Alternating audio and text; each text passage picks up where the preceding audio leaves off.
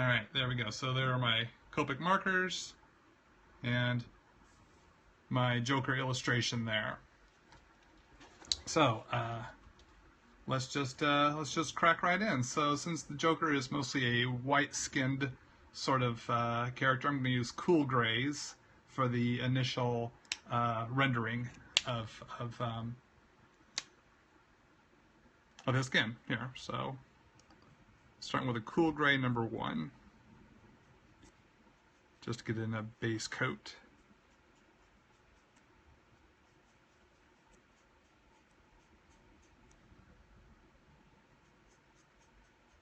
Now I inked this with a green Copic multi-liner, just because I thought it'd be fun.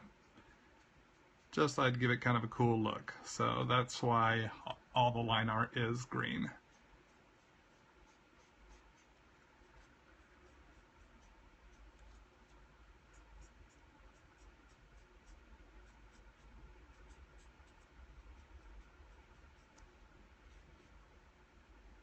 Tell you a story.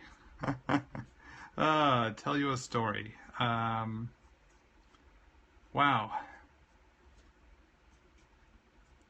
I can't even think of a story.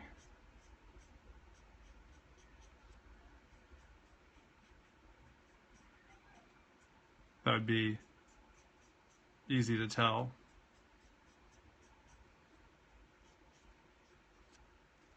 Why don't you guys tell me a story?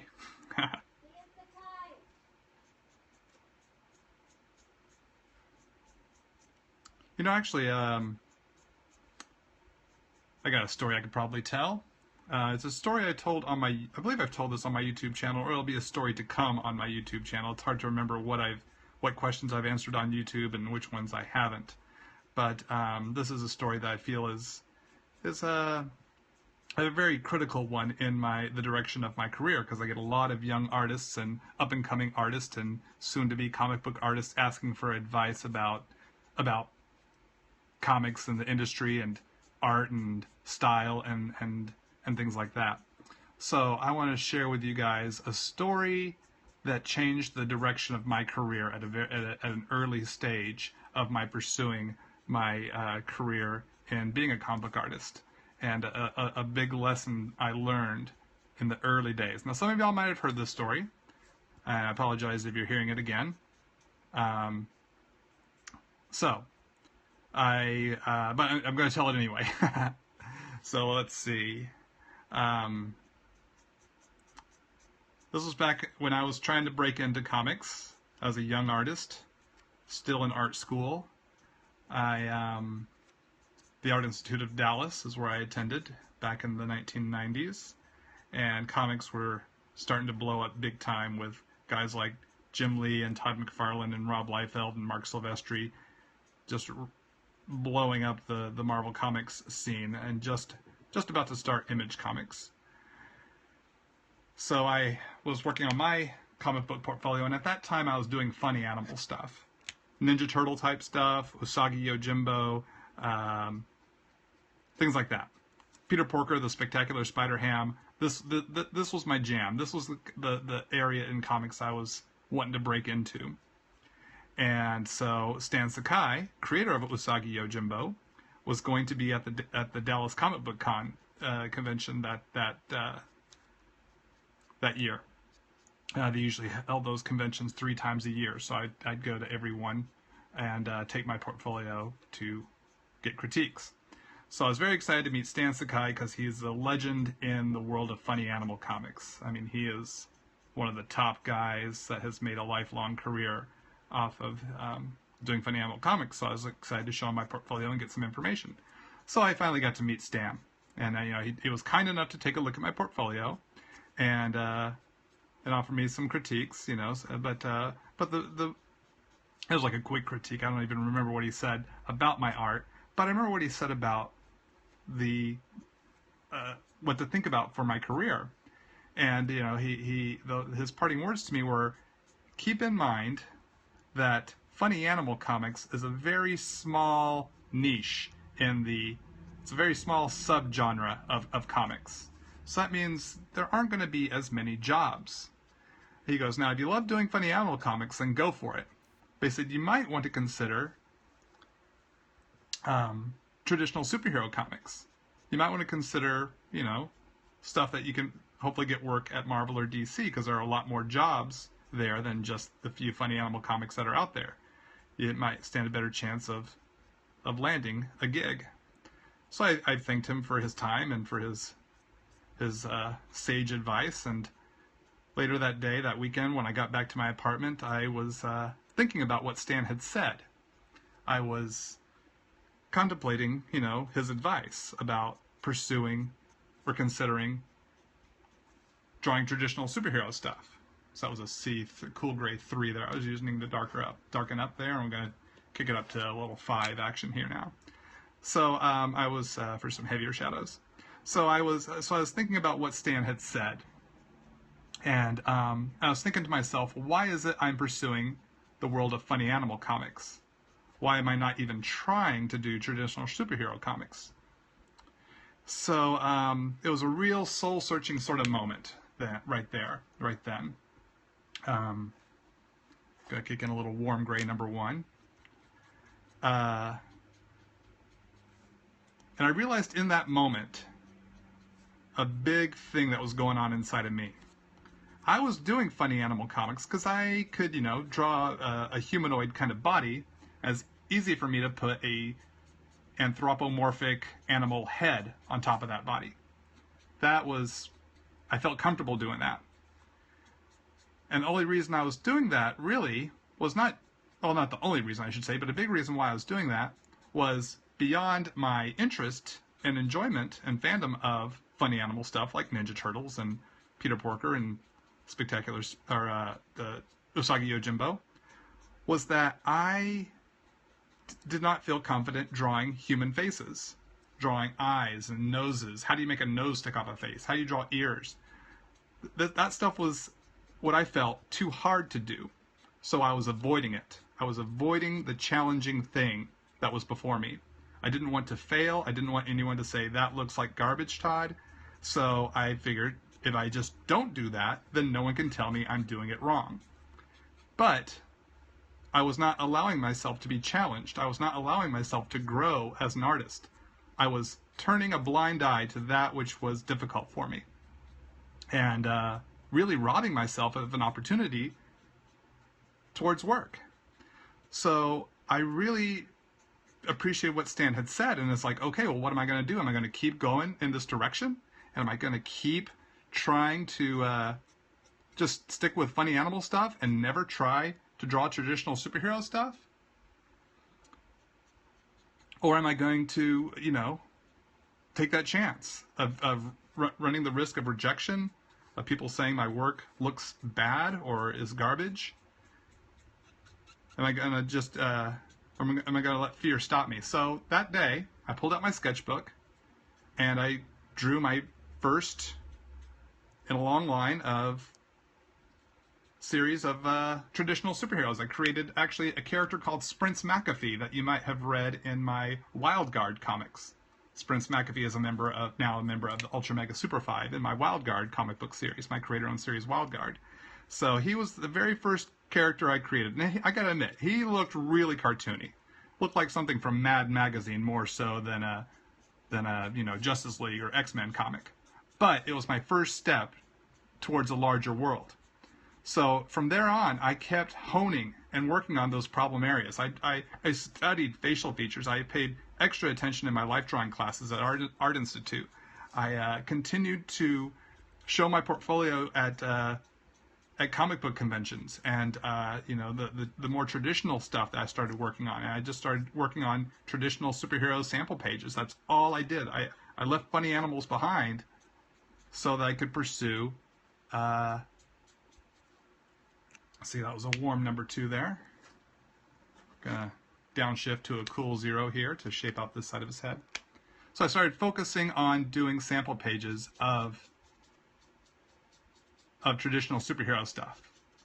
And the more I did it, the more I found I was having fun, and that the thing I was afraid of happening wasn't really happening. I wasn't getting, tons of rejection. There was definitely things that editors told me I needed to work on, and stuff I could see I needed to work on, and I continue to work on that. and I kept at it. And wouldn't you know,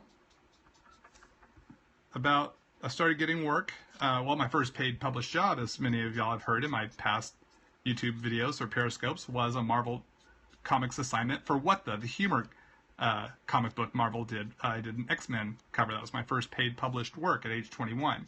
Now, my work was very cartoony, but it worked for that comic book. So I wasn't quite ready to do traditional superhero stuff just yet. That would take about another year. And a year after I graduated art school is when I was doing my Wild Guard mini comics of my creator-owned characters, Wild Guard, that Rob Liefeld, creator of Deadpool and X-Force, who had just helped develop, get Image Comics launched as a publishing company, doing his Youngblood comics, he discovered my work and hired me 1 year after I graduated art school. That's when I got my big break doing traditional superhero stuff. So from the time I took Stan's advice to the time I got hired was about a year and a half. So it was a lot of hard work and heavy lifting, but it was what I needed to hear to to stop avoiding the challenges, the problem areas for fear of failure. So that was a big lesson I learned right at a pretty young age, is that avoiding the challenge, avoiding the thing that I have a difficulty drawing, isn't going to get me anywhere. I'm not going to get anywhere. I'm going to stay in that same place, just spinning my wheels. So I hear a lot of young artists saying, I have a hard time drawing hands or have a hard time drawing feet. That's understandable. My encouragement is don't avoid it. Draw hands, draw feet, draw noses, whatever it is your difficult thing to draw. Draw that. The more you draw it, the more you're going to start to understand what it is what it is you're trying to draw, and move towards getting better at it. And it might not take you as long as you thought, because it took me a year and a half to get from drawing funny animal stuff to drawing traditional superhero stuff for a living, for a career. And I've been doing it ever since. I'm very thankful for that. So there's a story for you guys, a story of hopefully hope, and encourages you to take a look at what is the thing that you're avoiding, and how can you stop avoiding it? How can you embrace that challenge to get where you want to go? And it takes a serious mindset to do that. I really took what Stan said seriously, and I let it sink in, and I had to ask myself some serious questions, some difficult questions. And by the grace of God, I was able to kind of hone in on some of those things I needed to look at. So now I'm using a R000, or no, R00. Let's see, where's the lighting for that? And so I'm putting some pink in here. I want to put this in on his nose, kind of just give him a little life, a little bit here on the cheeks. I really want to get it around his eyes, almost like he has pink eye. Just really kind of makes him look a little crazier. May even come in with a little bit darker shade of pink, but right now this really light pink here, amidst blending it in amidst the gray, can create a really fun sort of look, texture.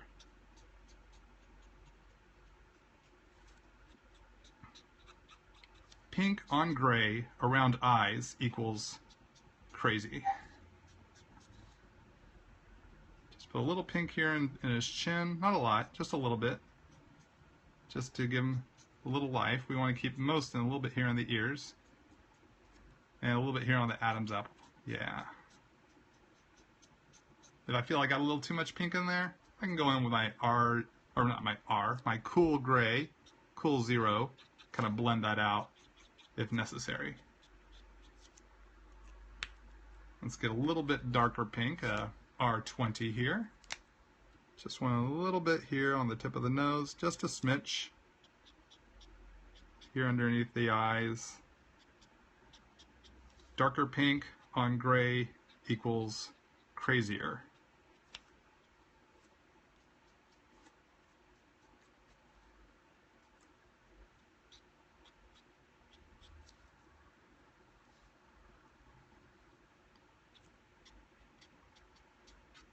probably come back in here with a little more gray to kind of blend this out a little bit. Let's do that right now. Back to my Cool Zero.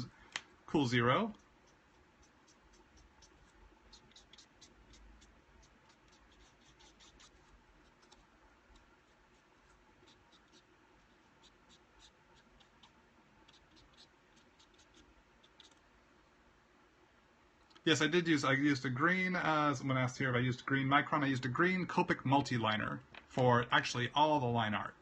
Everything here is inked with that one green, and it was the size 0.3, a 0.3 green marker. All right, so let's move on to other parts of his face. Let's color his lips now. Going with the R24 right now as a base.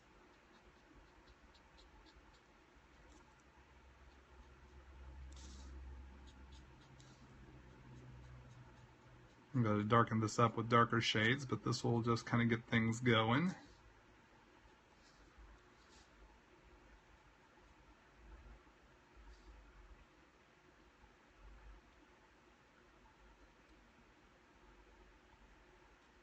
Someone asked how I came up with WildGuard, my creator-owned mini-comic that I did back in art school, and have since actually published at Image Comics, but I was discovered by my mini ashcan comics I made while at art school. I made it at Kinko's.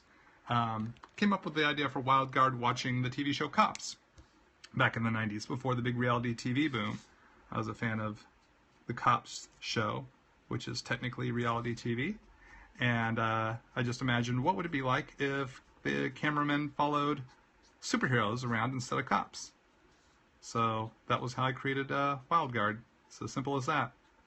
And I just ran with it and did 2 mini comics and other mini comics of other characters of my WildGuard universe. Red Rover solo story and 4, my character 4. If you've read WildGuard, then you probably know the names of these characters, as well as other characters that I haven't put in the current WildGuard world. Let's see, let's color his tongue. Let's see, that was an R56 I used there to darken it up. Now I'm using a Red Violet RV95 for his tongue in here. It's a pretty dark shade of pink.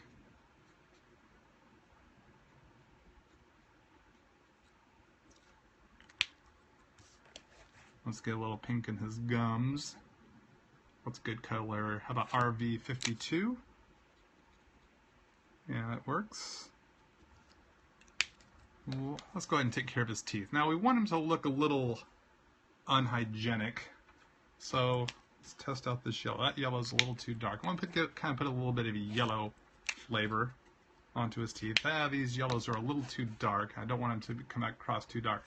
Right now we'll start with a warm gray, a warm 00. That'll give us the dingy look I'm looking for his teeth.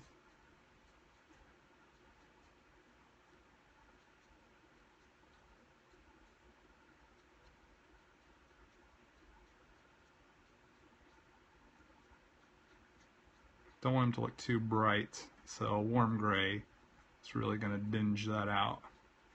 Bring some of that warm gray into his gums there so it's not quite so bright pink. Alright. It's working for me. Do I also draw the backgrounds for my comics? Yes, I do. Backgrounds are very critical. I know a lot of young artists really like to draw the main character, but they don't like drawing backgrounds. And very few people like drawing backgrounds. Some people love it. Some people have to develop a love for it. So, if you have a difficulty drawing backgrounds, keep at it. Keep studying perspective. See, I'm shading up with a warm 1 there. So let's see, I want to put a little, let's go to his eyes now. I'm using a neutral 0 here, just putting a little gray in here, just to give the eyeball a little shape. Not a lot, just a little.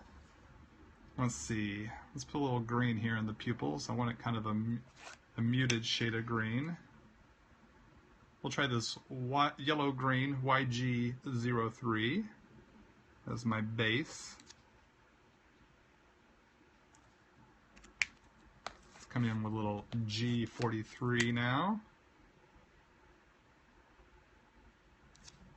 Kind of darken up one side there. We'll leave that at that. Let's see, while we're still here in the neck area, let's color his shirt.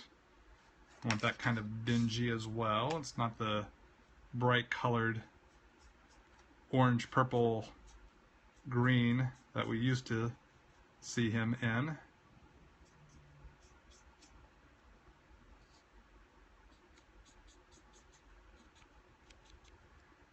So that was a little warm 2. Blend in some of that with a warm 0.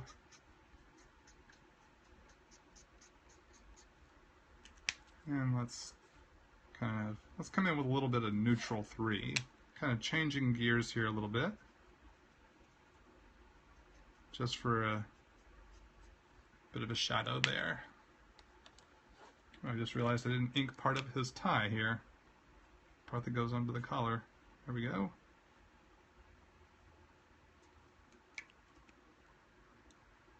How did I discover Copic and blending? I saw a lot of my friends at conventions doing commissions with grayscale Copic markers. And I thought it looked really cool, and I wanted to play too. So I went and purchased the cool grays, liked them, started buying other colors, and started build up a collection one marker at a time. Let's see, now I'm coming in with G14 for a base coat of the hair. Now, a lot of people ask me, what set do you buy? And what's a good set to start with? And I don't know from sets. I have never purchased a specific set of Copic markers. Now, if a set works for you, go for it. I say go for it and enjoy the colors that you get. Me, I personally like to go to the art supply store and look at the big wall of Copics and pick the exact colors I want, that I feel I am needing for my collection. So that was my approach. So both ways work, depends on your preference of the way you want to go, but I can't advise on which set to get because I never purchased a set. So unfortunately that's a question I am not able to answer when people ask me that question, because I'm an individual Copic marker guy. I like to just test them out and see what the color looks like on the paper. So I can choose the colors that I want. And now what I do is when I go in, I pull up my Copic color account on my iPhone, so I can look at the colors that I have in my collection and the colors that I need in my collection when I go to the store. So you can find my collection at Copic Color, that's all one word, COPICCOLOR.com/Todd Nauck, and you can see all the colors that I have in my collection. So we're going back to the YG03 that we'd used on the eyes to kind of blend into these two bulks of green here into the highlight a bit. So you can see the colors I have in my collection, as well as the refills I have in my collection. It's on CopicColor.com/Todd Nauck. Swing by my account, create your own account. You can start to catalog which colors you have, which colors you want. You can create wish lists. And yeah, it's a really great resource. And you can post some of your images. You can see some of my earlier Copic illustrations there. I should update it with some of my newer ones.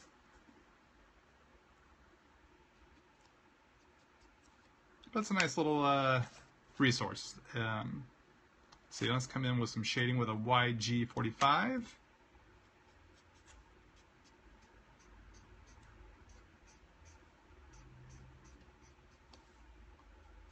Just want some darker green to cut through here. Not a lot, don't want to go crazy with it. And I like to bring the Copic marker across in the direction that I've inked the hair lines. As you can see here, I'm continuing with the direction I put in with the inked lines. I'm continuing that same direction and flow with the Copic marker.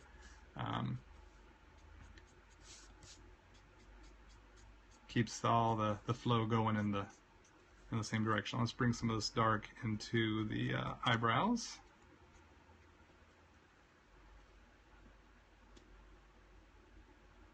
When does a piece of art become professional level art in your opinion? When the editor gives you a job. When you go to a convention or an editor contacts you via email saying, I've seen your work, I like your work, I want you to work on this project, I think that's when it happens.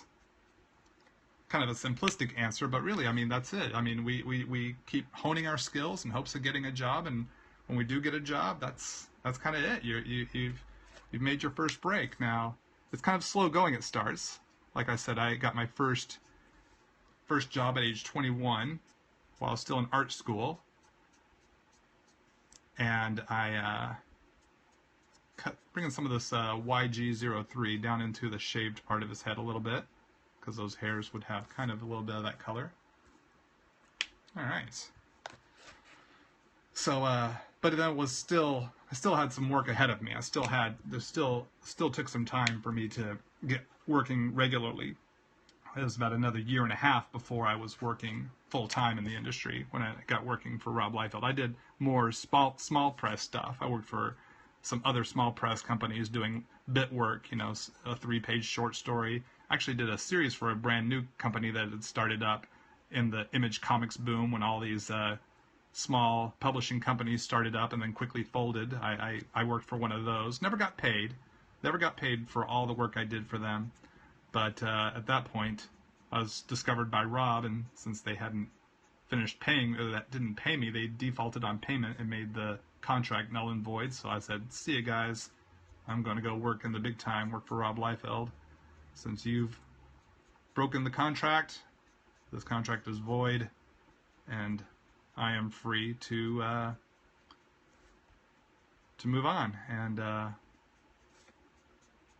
it was I guess it was kind of fortunate that they chose not to pay me, or they were not able to pay me, and which voided out the contract, so that when I was discovered, I was freed. Otherwise, I would have had to have declined that invitation from Rob Liefeld to come work for his studio and missed out on a really great opportunity because I'd locked myself in. So, moral of that story, be careful when you sign contracts.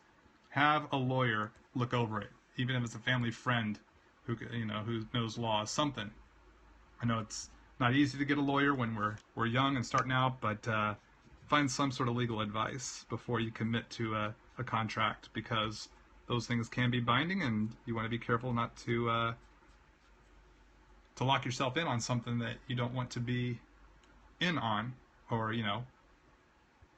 doing something that wasn't what you were intending, or has kept you from being able to move on to other projects. So you just want to be careful. Don't mean it to sound like a horror story. It's not a horror story. It's just a little word of caution. That's all.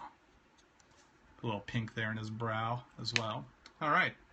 So let's finish off his suit and his glove and card. So let's see. Let's go with the neutral grays here. I'm going to go with the neutral 1 for his glove, just so it's a different shade than his actual skin.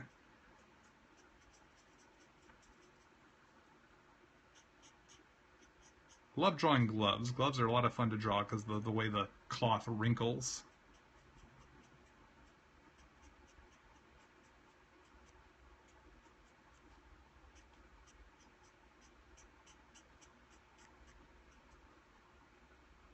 Let's see. Am I given a script to follow when drawing comics? Yeah, when I work with a writer, I'm working off of their scripts. Some write full scripts. They write in the panel descriptions and full dialogue per page. It reads a bit like a movie script. Here's the action, here's the dialogue. Here's the action, here's the dialogue for each panel. Some writers I work with write what is called Marvel style, where they write, let's see, that was an N1, now I'm at the N3 for some shading, or for some of the shadow areas. So they write Marvel style, which is where they write kind of a generalized idea of what's going on the page or a number of pages. And then I get to take, and maybe there'll be a little sample of what the dialogue might be, but I don't get exact dialogue. So then I get to take that story and really run with it. I get to have a lot of creative freedom in that. and I get to come up with the visuals for that, and I kind of get to tell their story my way. I get to really add to the story. I get to become a storyteller almost as much as the writer is. And coming in with some warm or neutral 0 now to kind of blend that through. I'm going to come in with a little warm 0 just to kind of mute this out a bit. So, and then the writer will take what I have drawn, and then they will dialogue it based on what I've put down on the page and in the panels. I get to figure out how many panels there would be to tell the information going on that page and things like that. So a really, really fun way to do comics. But it does require a whole lot more creative energy. All right, let's get the Joker on his card colored in. So let's see, let's put a little, you know, let's go with purple here. This would be a great time to work in some purple. A little V15.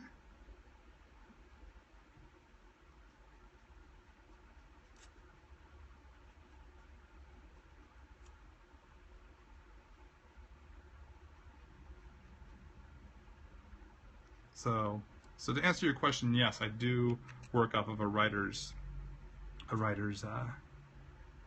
script. Also work in conjunction with the editor as well.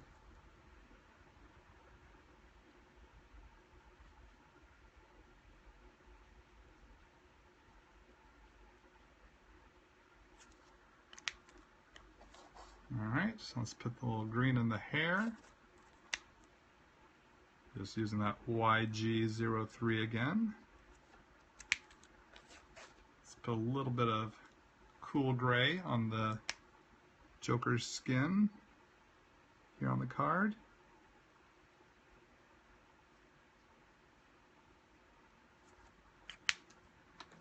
Let's put a little orange in here.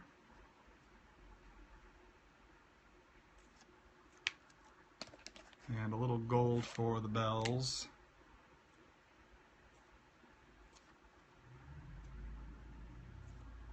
All right.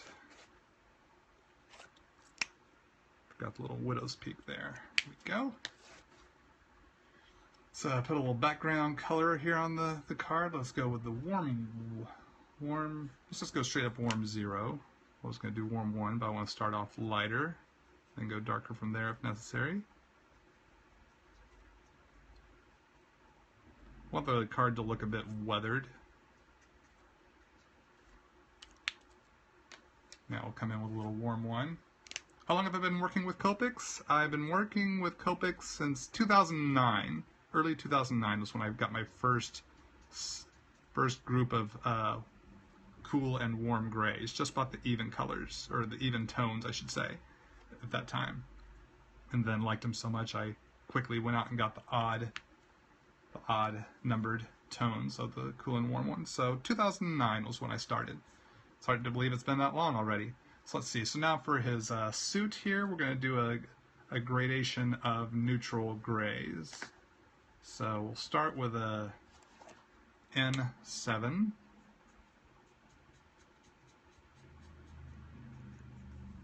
I on the camera there? Cool.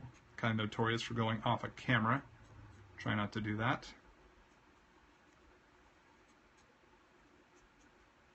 So I'm starting here low. I'm going to blend this lighter and lighter as we go out. In fact, we'll go ahead and give him a neutral gray bow tie, or necktie as well, not a bow tie.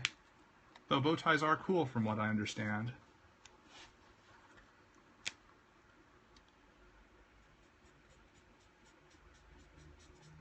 So now that was a neutral 7, now I'm coming in with the neutral 5.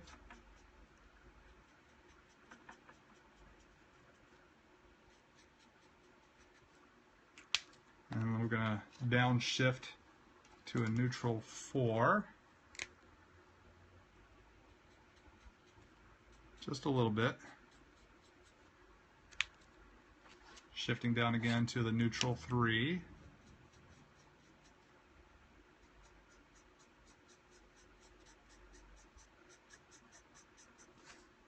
Just blending it all in together to create that kind of gradation. bringing that 3 all the way down through the 4 and 5 and into the 7 there. There we go. Alrighty. You know, I'm going to try something here. I think this could look a little, we'll just kind of tells a little story here. I want to tell a little bit more of a story. Not I'm going to verbalize a story, but in the art here, tell a story. Just going to put some blood stain here on this card. Makes you go, what is the Joker doing with that? So it's fun to just come in with the red and just cut right over everything. You want it to look a little bloopy bloppy. Maybe there's a little bit of blood on his glove here. Maybe on his knuckles, maybe he punched somebody, gave somebody the beat down.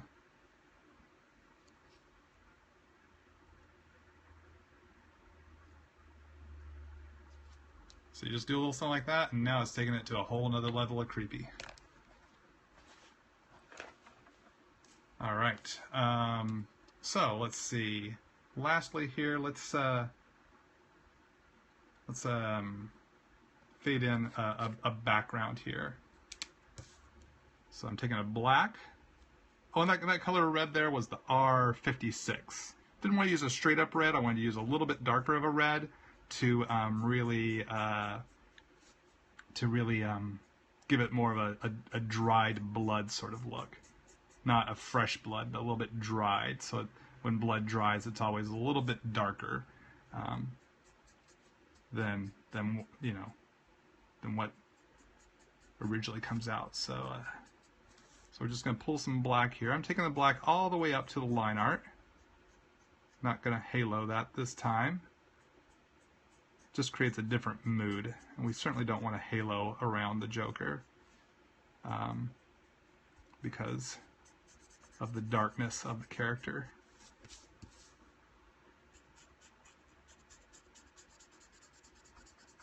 So this is the black 100 that I'm using here. I'm going to go from black to gray, to some gray. I'm going to just pull like the gradation down.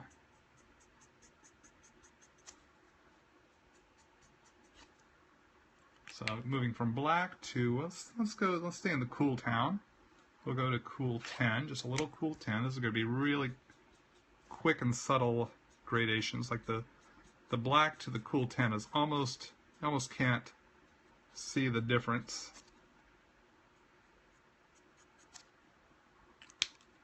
And that's what will help make the gradation a bit more gradient, more subtle. And to the cool 9.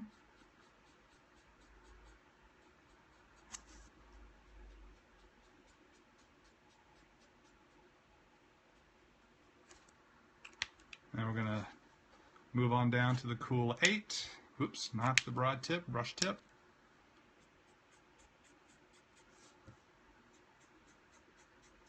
Just pulling in from that previous color and then down into the white. Cool 8. Gonna make a bit of a jump because I want this to get pretty light pretty fast. So we're gonna go to skip the cool 7, go right to the cool 6. I know you people are probably saying, Todd, you're a madman. And I would say, when it comes to my Copic color choices, I just may be. Alright, again, as a madman, skip cool 5, go right to cool 4. Hope y'all are able to handle this.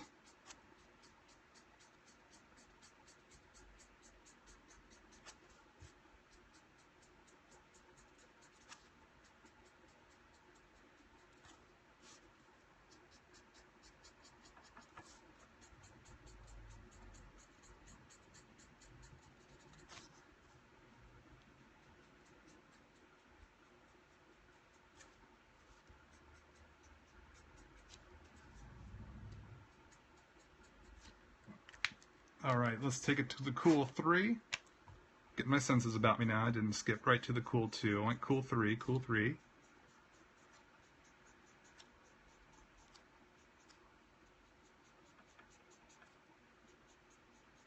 I might be a madman, but I'm not crazy. I'm not pink on gray under the eyes crazy. Just Time Lord crazy.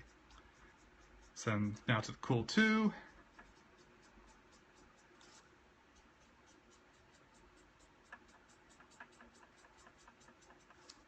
And Cool, oh, let's go crazy. Cool 0. Skip Cool 1, go right to the Cool 0 just to finish out blending this on down. All right. All right, all right, all right.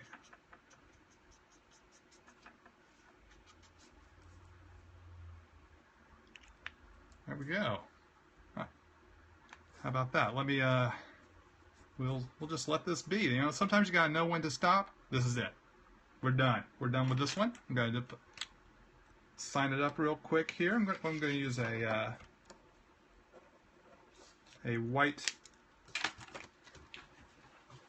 gel pen. I want to find a fresh one. Using the, a lot of people ask what gel pen I use. The Uniball Signo. The Uniball Signo gel pen. You can find this at jetpens.com. They're about $2.50 a pen, but they give such a sweet, smooth flow to the ink. I really like it. So we'll just sign right across here.